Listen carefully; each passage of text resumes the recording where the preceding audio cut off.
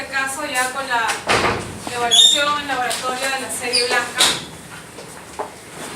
La clase es un poquito larga, tiene bastantes definiciones, conceptos muy específicos, pero todo llevado a la parte clínica y orientado básicamente a los diagnósticos más frecuentes.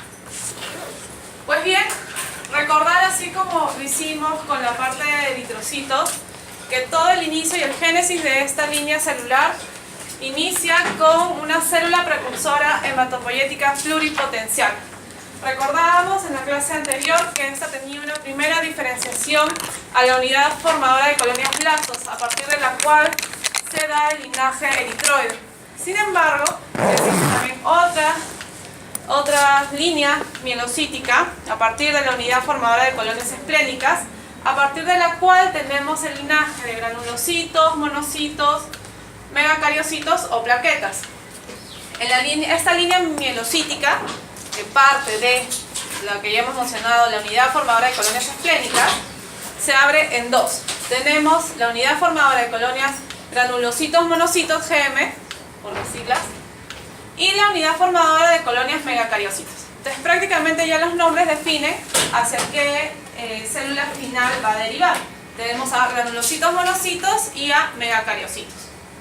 Luego tenemos también que desde la línea inicial de la célula precursora hematopoyética pluripotencial se da la primera diferenciación hacia la línea linfocítica a través de una célula precursora linfoide, a partir de la cual vamos a tener ya sea la diferenciación en linfocitos T o en linfocitos B.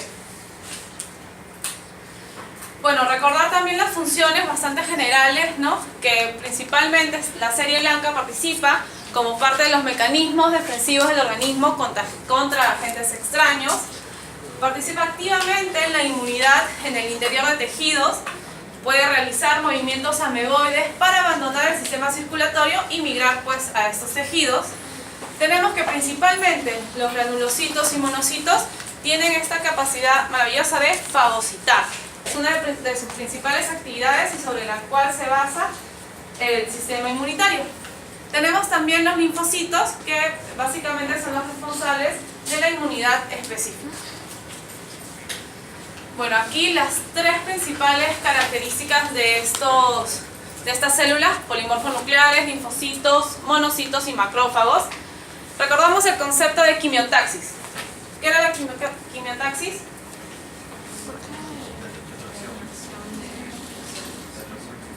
Exacto, es la atracción, ¿no? ¿A partir de qué? De sustancias químicas como las linfoquinas, producidas a partir de los tejidos lesionados. Luego tenemos el movimiento ameboideo del que habíamos conversado, que es la forma de desplazamiento mediante el cual, a través de las prolongaciones citoplasmáticas llamadas pseudópodos. Y la diapedesis, que es la capacidad de atravesar los vasos sanguíneos. Habíamos mencionado que la fagocitosis es una de las principales características que deben tener estas células maduras funcionales. ¿En qué consiste principalmente? Pues primero, la captura inicial del microorganismo. Importantísima la participación y la formación del fagosoma. ¿Y qué es lo que pasa dentro de este fagosoma? Pues se van a dar la liberación de a través de los lisosomas de sustancias químicas. ¿Para qué? Con el objetivo de destruir este microorganismo. Primero se captura a través de uno de los pseudópodos del microorganismo. Tenemos que se internaliza formando un fagosoma, a partir del cual pues finalmente va a terminar siendo destruido el microorganismo fagocitado. Tenemos así que estas células de serie blanca pueden clasificarse de acuerdo a las variaciones que pueden haber tanto a nivel citoplasmático como a nivel nuclear. La clasificación clásica es pues a nivel de granulocitos y agranulocitos. Los granulocitos, los clásicos, el eosinófilo, el basófilo, el neutrófilo. Y los agranulocitos, los monocitos y los linfocitos. Esta es una primera clasificación bastante general y que clásicamente se utiliza. Luego tenemos que también esta diferenciación a partir de los núcleos puede conllevar pues a las mismas denominaciones. Tenemos el polimorfo nuclear, clásicamente polimorfos, los neutrófilos, los eosinófilos y los basófilos. Y los mononucleares como los monocitos y linfocitos. Clásicamente las estructuras, de hecho todos ustedes deben haber visto una lámina periférica. Y luego, bueno, en las prácticas ya de laboratorio van a tener más tiempo de poder observar cada una de estas. Bueno, mencionar los valores de referencia. Sabemos que recuentos totales debemos tener entre 5.000 y 10.000 células leucocitos por milímetro cúbico. De acuerdo a la distribución porcentual de podemos tener que la población mayoritaria es a partir de neutrófilos segmentados, que podría llegar hasta un 65%. Le sigue pues los linfocitos hasta un 35%, y vemos que las otras poblaciones se presentan en cantidades bastante menores. Pues bien, los granulocitos, los más frecuentes, los que aparecen en todas las láminas y los que son los principales de nuestra serie blanca, pues tienen un diámetro de 10 a 14 micras, pueden tener lobulaciones diversas en su núcleo. Estos son los llamados polimorfonucleares. Ya habíamos hablado de la clasificación. Y los precursores se llaman callados o abastonados y tienen un núcleo menos segmentado, generalmente en forma de una C, todo unido. No tiene esta diferenciación, ¿no? ¿Este cuál es? Con el punteado basófilo. El eosinófilo, ¿no? Son clásicos. Entonces, los eosinófilos, ¿de qué se encargan? ¿En qué parte? ¿Cuál es su participación? Pues principalmente modulador de la reacción anafiláctica, ¿no? Muy asociado a las infecciones por parásitos. Exacto. Generalmente va a inactivar sustancias liberadas por los mastocitos, va a controlar la infestación por ciertos parásitos por adherencia y citotoxicidad. Luego tenemos los neutrófilos, principalmente las enzimas que contienen, como la mieloperoxidasa y la fosfatasa ácida.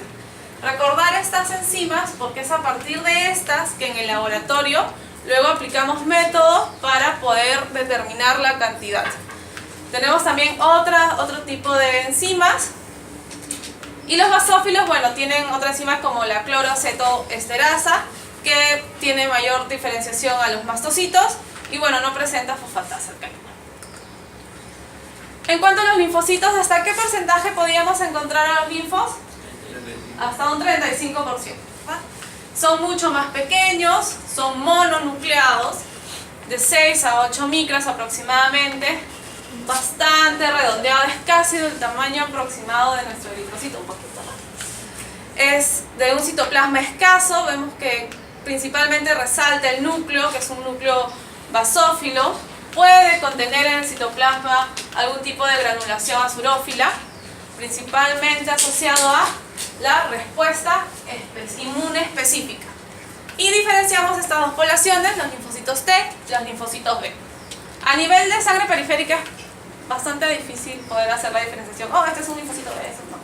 Generalmente eso se trabaja a partir de marcadores de inmunofenotipos mediante otro tipo de pruebas de laboratorio. Generalmente pruebas funcionales, ¿no? Luego tenemos los monocitos, que vemos que la estructura varía mucho en comparación a nuestro linfo, ¿verdad?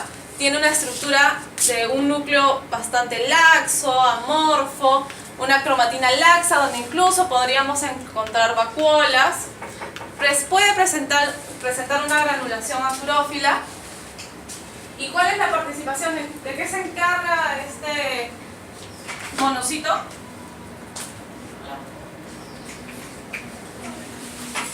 Principalmente de fagocitar los restos celulares y partículas. Entonces, va a ser importante en qué tipo de respuesta, en la no específica. Recordar estos términos, el histiocitos y los macrófagos, son el último estadio evolutivo de estos monos. Generalmente, pues, estos ya los encontramos principalmente ¿en qué? En los tejidos, ¿no? Acá tenemos las diferentes vistas de las diferentes presentaciones de las células que hemos mencionado, las diferentes formas, variaciones en los núcleos que pueden tener estos segmentados. Recordar que la presencia del callado, abastonado, que es una forma inmadura de nuestros segmentados, tiene la característica de que aún no se ha fragmentado su núcleo. Hay muchas veces donde tenemos que tener bastante cuidado al observar porque al haber esta fragmentación suelen girar sobre su propio eje y aparentar que aún no se ha fragmentado. Sin embargo, hay que jugar bastante con el microscopio, porque ya sabemos que una aparición excesiva de estas células inmaduras pues nos puede generar o nos estaría indicando la presencia de alguna potencial infección, ¿no?, con desviación izquierda significativa con presencia de inmaduros. Pues los linfocitos que habíamos mencionado, los monocitos con estas formas diferentes, la característica pigmentación de los eosinófilos y de los basófilos. Es así entonces que vamos a describir ahora con un poquito más de detalle aquellas alteraciones y patologías asociadas a las variaciones en la serie blanca. Tenemos que podemos considerar alteraciones cuantitativas, ya sea por el aumento o disminución de alguna de sus subpoblaciones. Por ejemplo, en estas dos imágenes, a grosso modo podríamos decir que acá resalta la presencia de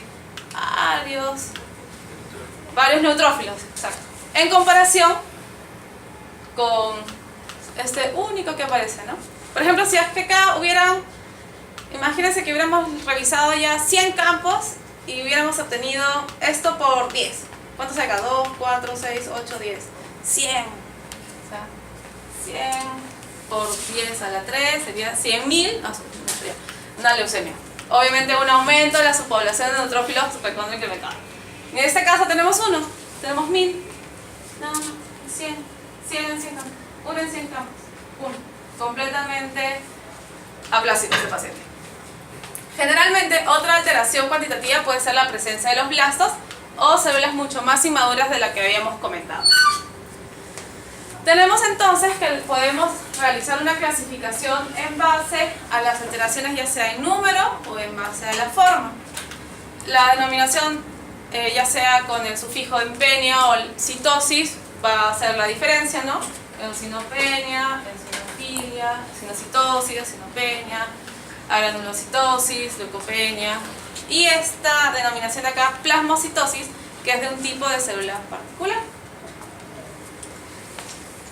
Tenemos que en alteración de número vamos a considerar leucopenia cuando encontramos en el recuento absoluto menos de 4.000 células por milímetro cúbico.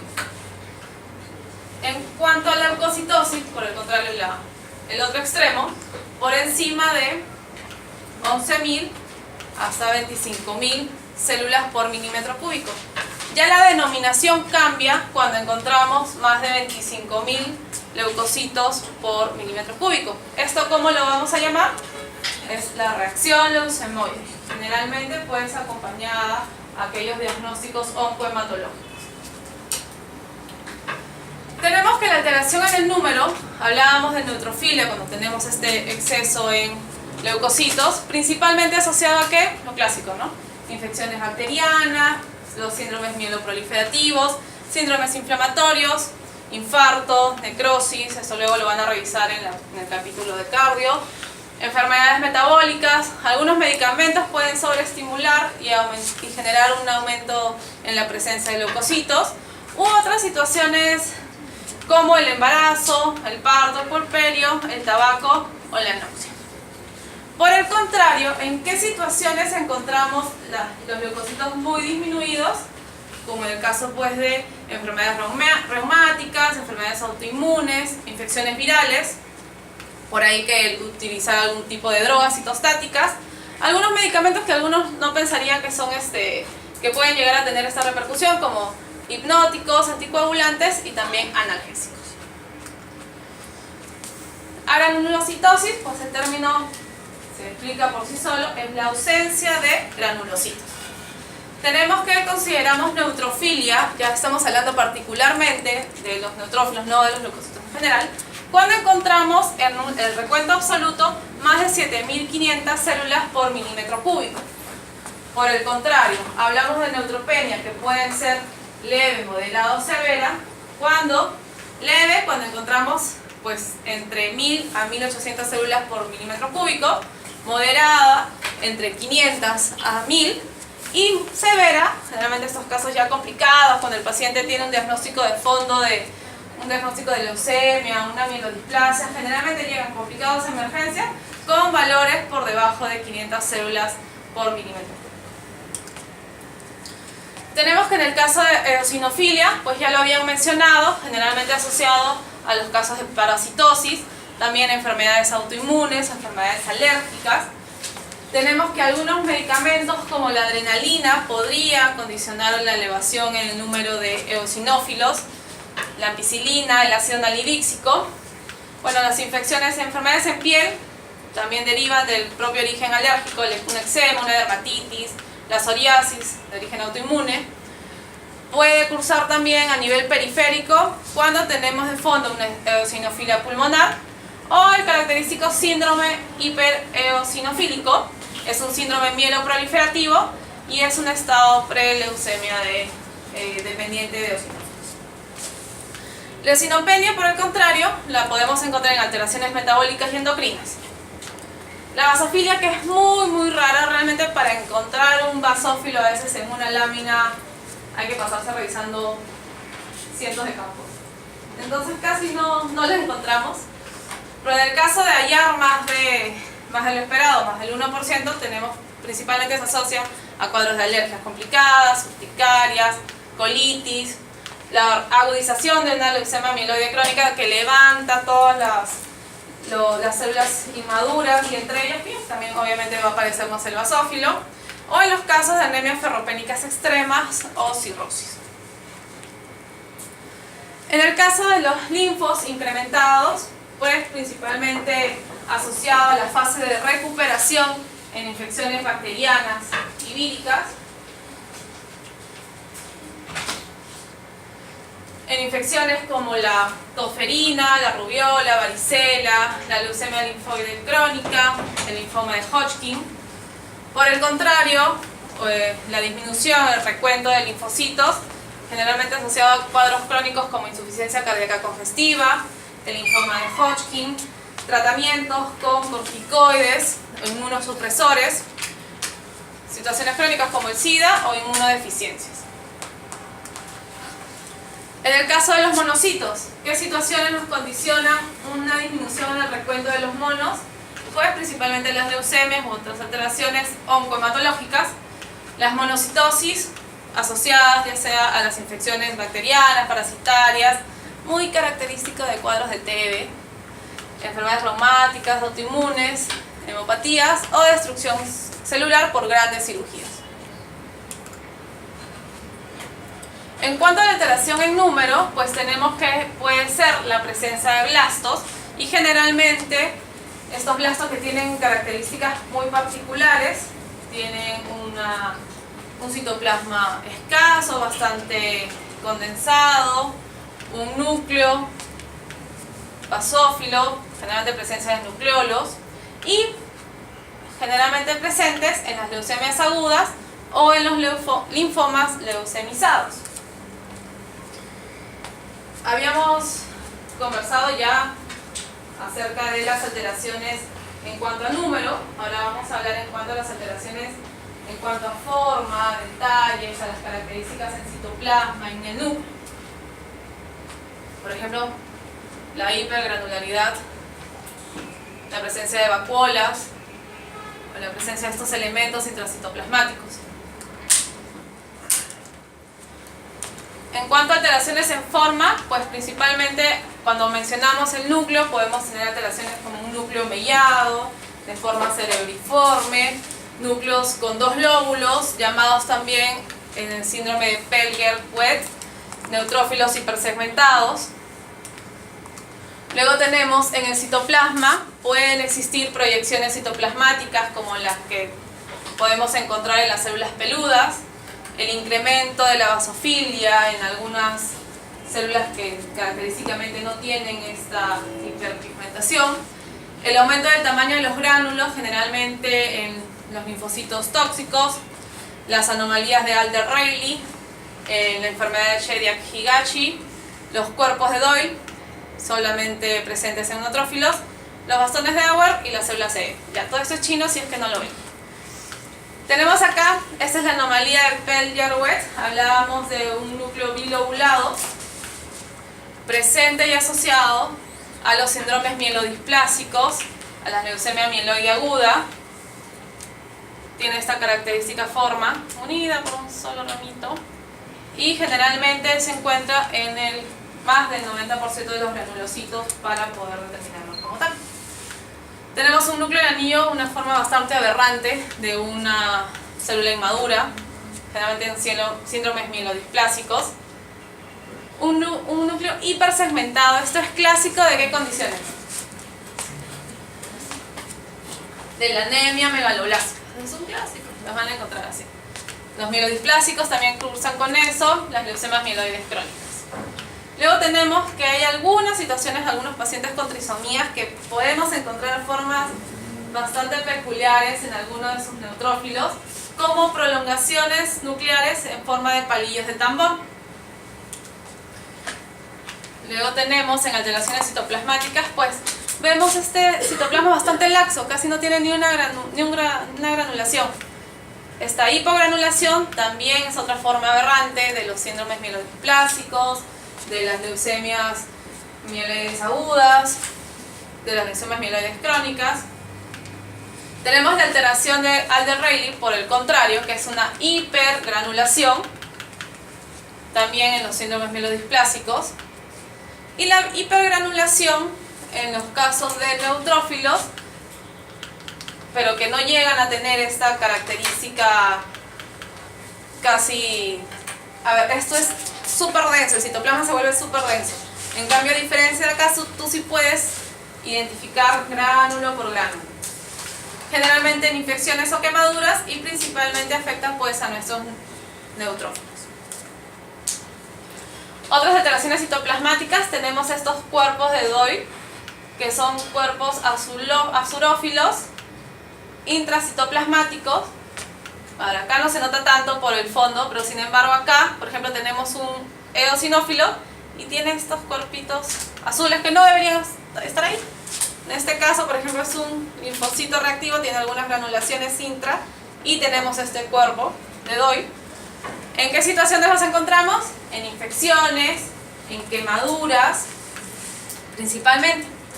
Luego tenemos estas inclusiones intracitoplasmáticas, que son como nubecitas condensadas dentro del citoplasma, también que lo podemos encontrar en la leucemia mieloide aguda, principalmente. Habíamos mencionado la célula peluda, que este linfocito tiene proyecciones citoplasmáticas con aspecto de pelos. Vemos que tiene el detalle. Acá se puede observar mejor. Y principalmente es parte de la leucemia linfocítica crónica. Luego tenemos los bastones de Auer, que son agujas, inclusiones color rojo, violáceo, intracitoplasmáticas, características de las leucemias mieloides. Luego tenemos estas formas muy particulares de las promielocíticas, esta casi es la forma característica. Uno ve esa lámina y vamos a cerrar. Una leucemia promielocítica. Luego tenemos las células E, que es ya más bien de otra patología no oncohematológica asociada y que debemos solicitarla en los casos de lupus eritematoso sistémico. ¿Qué es la célula LE? Es un polimorfo que ha fagocitado material nuclear. ¿Por qué? Al existir estos anticuerpos anti-DNA, los ANA, generalmente van a lisar, va a existir una apoptosis de las células. Se va a liberar este material nuclear y es ahí que viene el neutrófilo, el polimorfo, y lo fagocita. Vemos que lo va a ubicar en vacuolas a nivel de periferia de su propio núcleo. Generalmente esto se trabaja en el laboratorio, es bastante manual el procedimiento, hay que lisar las células, moverlas, calentarlas un retraso y luego hacer un extendido grueso para poder observarlas. Y generalmente se pide para corroborar un lupus eritematoso sistémico. Luego, ya en la parte del laboratorio, pues principalmente dentro del hemograma, el segmento que evalúa la serie blanca, pues es la fórmula leucocitaria. Tenemos que los valores normales que habíamos mencionado ya sea en recuento absoluto o en porcentaje, son más o menos estos los valores de referencia que se mantienen. Habíamos mencionado hasta un 65% de neutrófilos, 35% de linfos, los monos hasta un 8%, los eosinófilos hasta un 4% y los basófilos muy poquito, hasta el 2%. Entonces en el hemograma vamos a poder tener también la evidencia de las alteraciones, ya sea patológicas o fisiológicas, que pueden suceder en nuestros pacientes.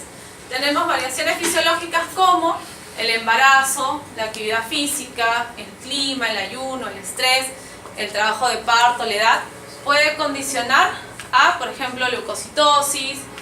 Generalmente estos casos son de leucocitosis. ¿En qué variaciones podemos encontrar situaciones patológicas? Variaciones también asociadas en los procesos inflamatorios, a la fiebre, ya habíamos mencionado bastante los mielodisplásicos, procesos infecciosos y procesos virales. ¿Cómo se realiza el recuento total de leucocitos en el laboratorio? Pues este es el método clásico y es el que van a realizar en el laboratorio. Que, bueno, es principalmente evaluar un frotis bien realizado, que tiene que tener estas tres partes: cabeza, cuerpo y cola. Esta es la zona ideal de lectura. Tenemos que analizar en promedio entre 100 a 200 leucocitos, migrando por todos los campos de la lámina. Es muy importante tener una lámina de buena calidad que nos permita que tenga un extendido uniforme, que tenga una coloración apropiada, porque ya vemos que muchas de las estructuras las vamos a diferenciar pues, por la coloración que toma su citoplasma o su núcleo, y en base también pues, a la experiencia o el ojo que tenga el analista en el laboratorio. Este es un instrumento que ya creo que ni se usa. Le llamaban el pianito y cada una de estas teclas representaba un tipo de célula. Entonces el analista automáticamente, solamente mirando, movía los deditos, leucocito, mono, iba apretando y así. Al final pues tenía ya un recuento aproximado porque, a ver, clásicamente yo ya no encontré esos pianitos en el laboratorio. Nosotros paloteados nada más, 1, 2. Y así más o menos van a hacer ustedes en el laboratorio. Felizmente la ciencia avanzó y ya tenemos la parte automatizada. Tenemos equipos muy rápidos que nos realizan los recuentos en segundos, utilizando justamente las propiedades bioquímicas de estas células. Recuerdan que habíamos mencionado enzimas como la peroxidasa. Es a partir de esta, por ejemplo, que podemos hacer el recuento de neutrófilos. Si acá evaluamos entre 100 a 200 leucocitos, con estos equipos podemos evaluar en segundos hasta 30.000. Hasta 30.000 y ya los podemos tener incluso con fórmula de en qué porcentaje tenemos los abazonados, en qué porcentaje tenemos los eosinófilos. Entonces realmente vino a liberar de mucho trabajo los laboratorios de hematología. Otra situación importante es que se requiere poco volumen de muestra y bueno, el tiempo de procesamiento que es bastante rápido. Sin embargo, eso no reemplaza que después de realizar este análisis o recuento en el equipo, de existir algunas alarmas o alteraciones, por ejemplo, si encuentra este equipo muchas células inmaduras, me va a lanzar una alarma. Eso me obliga a mí a tener que hacer una lámina de esa muestra y poder observar. Porque al final de cuentas todavía no hay nada que reemplace a nuestros ojitos. Porque hay muchas pues, de las características que se tienen que describir, ¿no? Por ejemplo, presencia de vacuolas o las granulaciones tóxicas, los blastos con sus nucleolos, a muchas características físicas, características fenotípicas que todavía es necesario describir para orientar bien a nuestros médicos. Tenemos que principalmente el método que utiliza este equipo es la impedancia eléctrica, donde se realiza el conteo de los leucocitos. Primero estos van a ser lisados, van a ser pasados por una solución lisante que va a ocasionar que se libere el agua del citoplasma y la membrana se adhiera al núcleo. Entonces, es así que esta célula casi reducida va a pasar a través de una pequeña abertura de 70 micras, generando pulsos eléctricos de acuerdo, pues generalmente al tamaño de la célula. Tenemos que se pueden generar estas tres zonas: poblaciones pequeñas como de los linfos, poblaciones intermedias como los monos, eosinófilos, basófilos, y las poblaciones mayores de los granulocitos. Luego tenemos otro tipo de metodología, que es la de citometría de flujo, donde también utilizamos una solución lisante. Sin embargo, acá el plus es que utilizamos marcadores de membrana para un tipo de identificación inmunofenotípica. Utilizamos diferentes haces de luz de colores que se van a adherir ya sea a un marcador determinado, o que también nos va a permitir evaluar tamaño y complejidad.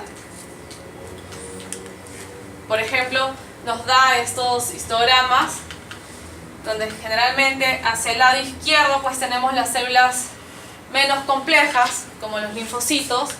Hacia el lado derecho, las células con mayor complejidad, es decir, con mayor contenido citoplasmático, ya sea el núcleo segmentado, las granulaciones, y generalmente esta población más compleja viene a ser representada por los neutrófilos. Tenemos que hacia arriba, pues las células de mayor tamaño, y hacia abajo las células más pequeñas.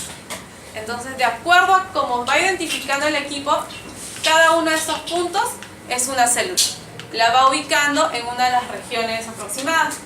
Entonces ya nosotros al evaluar estos puntos ya podríamos discriminar, ok, esta es la población de neutrófilos. Incluso ya los equipos se los dan así con colores. Los que utilizan, por ejemplo, marcadores, ¿no? Marcadores para neutrófilos, o marcadores para monocitos, o para linfocitos. Entonces se hace mucho más sencillo también el abordaje y la diferenciación de recuento en el laboratorio. Habíamos hablado de la desviación izquierda. Generalmente, ¿en qué situaciones la encontramos? Infecciones severas, cuadros de sepsis. Exacto. Tenemos la presencia de los núcleos en bastón, que tienen esta forma característica. Recordar que debe tener bordes paralelos o ligeramente estrechados. Y generalmente acá pueden formar las letras de su nombre, porque a veces aparecen la letra C, aparece la letra S, la letra U, la letra L, o sea, todas las formas posibles. Luego tenemos la presencia de granulaciones tóxicas. Esta es muy característica en situaciones en cuadros infecciosos graves. Son punteados, hiperazulófilos a nivel citoplasmático, que son granulaciones primarias de mayor tamaño a la granulación normal del citoplasma de nuestros leucocitos. Está constituido por RNA y es un signo de alto recambio celular. Vemos que es bastante característico. Ojalá puedan tener la oportunidad de verlo. Creo que hay láminas en el laboratorio con granulaciones tóxicas para que las puedan evaluar. Luego tenemos la presencia de vacuolas. Generalmente, ¿en qué tipo de células vamos a encontrar entonces las vacuolas? Las que se encargan de fagocitar. Los monocitos generalmente, ¿no? Principalmente en infecciones bacterianas severas, particularmente en niños. Luego tenemos los linfocitos atípicos, llamados también linfocitos reactivos. Son los linfocitos con citoplasma abundante, y acá es donde viene y tiene que tener mucho ojo los analistas de hematología, porque se podrían confundir con un monocito. Sin embargo, no. Tiene el reborde azurófilo citoplasmático. Vemos acá como que se dibuja con mucha mayor intensidad el borde. Podemos tener núcleos excéntricos y en tamaño podrían llegar a ser tan grandes de repente como un mono, pero en varios campos tienes que ver que tengan las mismas características, y ahí es donde haces la diferenciación y ya de que no es un monocito. Generalmente pues en cuadros infecciosos, cuadros virales principalmente.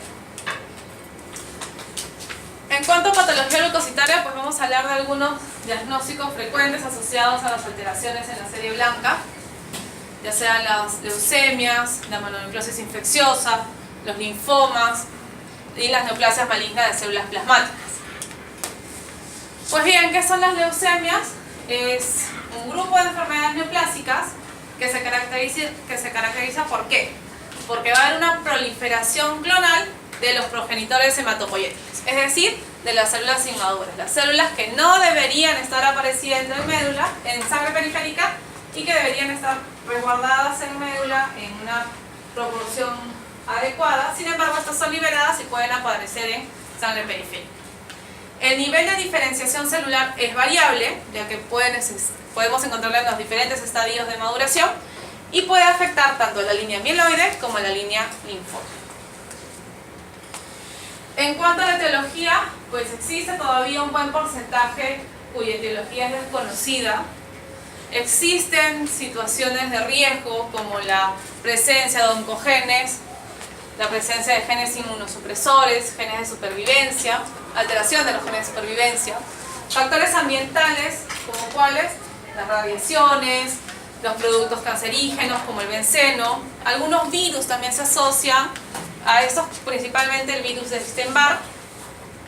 Existen factores predisponentes, algunas situaciones que pueden iniciarse como situaciones benignas, como una anemia sideracrésica, ya un poquito más complicado, las aplasias, anemias megaloblásticas no corregidas y que de fondo no solamente es el tema carencial, pueden derivar a un origen leucemoide posterior. Alteraciones como la hemoglobinuria paroxística nocturna y la policitemia vera también se asocian a posteriores leucemias. Pues bien, habíamos mencionado que las leucemias pues, se da una expansión clonal y una progenie de células anormales. Vamos a encontrar diferente grado de inmadurez en estas células. Se va a dar un acúmulo en médula ósea con la representación en sangre periférica u otros tejidos, ya sea de las células hematopoyéticas troncales, inmaduras y malignas. Principalmente llega nuestro paciente con ¿qué síntomas? Síntomas generales, puede cursar con fiebre, pérdida de peso, infecciones recurrentes, sensación de falta de aire, debilidad, dolor, falta de elasticidad, cansancio, pérdida de apetito, edema, adenomegalias, crecimiento de vaso, hígado, sudores nocturnos, sangrado fácil y manchas de color morado. ¿Qué nos puede estar indicando? Pues efectivamente que hay una hematopoiesis anormal. ¿Qué nos puede generar? Pues la presencia de infecciones, la presencia de hemorragias, la presencia de anemia. ¿Cómo evaluamos esto, por ejemplo? ¿Con qué prueba de laboratorio? La anemia. ¿Ya? Recuento de eritrocitos, la hemoglobina, el hematocrito. Por ahí que descartamos si es que ha habido la presencia de una hemorragia aguda. Y principalmente podemos también estudiar los marcadores de superficie. Marcadores que les había comentado van a determinar un inmunofenotipo que va a ser característico de una o de cada línea clonal, ya sea de linfocitos T, linfocitos B y de los diferentes estadios en los que esto se puede encontrar. De acuerdo a su nivel de maduración, pues la célula va adquiriendo o va manifestando antígenos de superficie, va perdiendo a otros y justamente de eso se aprovecha la ciencia, de hecho de eso se aprovecha el laboratorio para marcarlos y luego identificarlos. Y también a partir de la citogenética. Tenemos por ejemplo que el boom de del inmunotipaje de las células para asociarlas al diagnóstico oncohematológico fue a partir de este artículo del 2002 del doctor Orfao, donde nos dan las recomendaciones de los marcadores citoplasmáticos, los marcadores de membrana a utilizar para la identificación de los diferentes linajes. Por ejemplo, de una célula linfoide T, utilizar el CD7, el CD3 de superficie, para el mieloide CD3, el CD33, para el linfoide B, la CD19, CD10, CD22 principalmente. Y de acuerdo a esto se generan pues los reactivos, se adicionan a la muestra, estos reactivos se van a pegar, van a ser anticuerpos que se van a pegar a estos antígenos CD y luego los vamos a poder identificar a través de la citometría de flujo. que nos va a poder permitir diferenciar si estamos ante una leucemia aguda o una leucemia crónica. ¿Qué pasa con las células linfoides? Sabemos que estas son de tamaño pequeño intermedio, con escaso citoplasma, cromatina densa, un núcleo no específico y los Auer son negativos. Estas células linfoides asociadas a los diagnósticos oncohematológicos no van a cursar con Auer positivo. En el caso de la leucemia linfoide aguda, recordar que esta es la más frecuente en la infancia. Por ejemplo, yo trabajo en el Hospital del Niño de San Borja y el 85% de todas las muestras que recibimos en citometría de flujo son para ya sea seguimiento de enfermedad mínima residual o el estudio de leucemia debut de leucemias linfoides agudas. Principalmente estas leucemias llegan característicamente con este diagnóstico de hiato leucémico. Son de mal pronóstico y solamente un 50% de estas puede decirse que llegan a curarse. Sin embargo, pues ahora también existen otros métodos diagnósticos. La terapia farmacológica está siendo un poquito más agresiva, mejores fármacos, la genoterapia también está surgiendo. Hay otras alternativas al trasplante convencional, donde teníamos que ser 100% compatibles. Ahora, usualmente se buscaba el donante pues que sea mi hermano, ¿no? Donde tenemos el mismo perfil, somos idénticos completamente.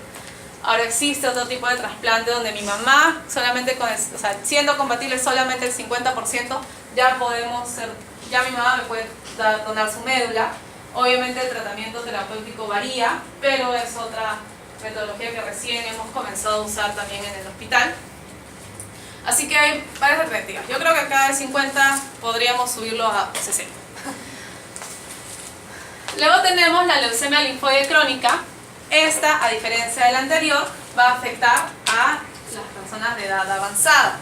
Cursa asintomática, va a presentar una leucocitosis intensa y es de buen pronóstico. Y un tipo especial de esta leucemia linfoide crónica pues es la tricoleucemia, o la que se asocia a la presencia de las células peludas. En cuanto a las neoplasias mieloides, ya hemos hablado de las mieloides, tenemos que principalmente hablamos de los desórdenes mieloproliferativos crónicos. Hablamos de la leucemia mieloide aguda y de los síndromes mielodisplasicos. ¿Cómo es la célula mieloide en este grupo de patologías? Pues es de gran tamaño, de regular citoplasma, va a tener una cromatina laxa, nucleolos prominentes, y esta sí, hasta en un 50% vamos a encontrar estas inclusiones citoplasmáticas o cuerpos de agua, hasta en un 50%. Tenemos que la OMS realizó una recomendación de cómo debíamos clasificar estas leucemias mieloides, en el caso de las leucemias mieloides agudas. Sin embargo, esta clasificación ha quedado ya en desuso porque es netamente en base a las características fenotípicas, las características en lámina que presentan las células. Y esto era sujeto a mucha variación porque iba a depender de cada laboratorio, del ojo del analista, si hoy lo vio la señora que tiene 20 años viendo láminas, o se lo vio la otra analista que tiene un año viendo láminas. Entonces no se ajustaba pues a ser algo homogéneo y estandarizado. Felizmente apareció la citometría de flujo, donde trabajamos de una manera mucho más objetiva, utilizando los marcadores específicos y en base a recomendaciones pues ya internacionales y ya aceptadas, que podemos hacer una mejor diferenciación del tipo celular con el que se está enfrentando nuestro paciente. Tenemos que la leucemia mieloide aguda, entonces existían estas 8 subclases, desde la M0 hasta la M7, frecuente en adultos, puede ser de recuento alto, normal o bajo, y acá aparece este término de hiato leucémico, que es la presencia de blastos en sangre periférica con bastones de agua. Es de pronóstico reservado y bueno, hasta un 30% de curación. Tenemos estos mieloblastos bastante aberrantes, vemos núcleos circunvalados, cerebriformes, con nucleolos prominentes, y estas espículas de acá, cuerpos de agua. En el caso de la leucemia mieloide crónica, es el más común de los cuadros de los mieloproliferativos. Se da un incremento del número de células de la línea granulocítica.